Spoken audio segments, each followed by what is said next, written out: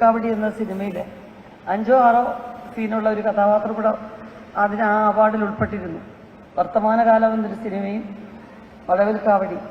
അപ്പോൾ ഒരു മൂന്നാംകിട കച്ചവട സിനിമയെന്ന് സാധാരണ അന്നത്തെ വളരെ ക്ലാസിക് ഫിലിംസ് ചെയ്യുന്ന സംവിധായകർ പറയുന്ന വാക്കുകൾ അത്തരം സിനിമകളിലാണ് ഈ കുട്ടിക്ക് അഭിനയം വേസ്റ്റ് ചെയ്യുന്നതെന്ന് പറയാറുണ്ട്.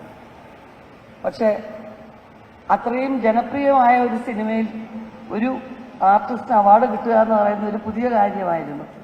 അപ്പോൾ എനിക്കതിൻ്റെ വാല്യൂ ഒന്നും അറിഞ്ഞില്ല. പക്ഷേ ഇപ്പോൾ ഈ വേദി നിൽക്കുമ്പോൾ സംവിധായകൻ ക്രിസ്റ്റോ ടോമിയോട് അങ്ങേയറ്റം ആ സിനിമയുടെ ആത്മാവും ആ സിനിമയുടെ ആത്മവിശ്വാസവും എല്ലാം ക്രിസ്റ്റോയ്ക്കാണ് ഈ അവാർഡിനുള്ള ഏറ്റവും വലിയ അർഹത. ഒപ്പം എൻ്റെ അനിയത്തെ പോലെ ഞാൻ സ്നേഹിക്കുകയും ഈ സിനിമയിൽ എനിക്ക് ഏറ്റവും സപ്പോർട്ടായി പെർഫോം ചെയ്ത പാർവതി തിരുവോത്തിന് എൻ്റെ നന്ദിയും ആശംസകളും ഞാൻ അറിയിക്കുകയാണ്. Thank you so much.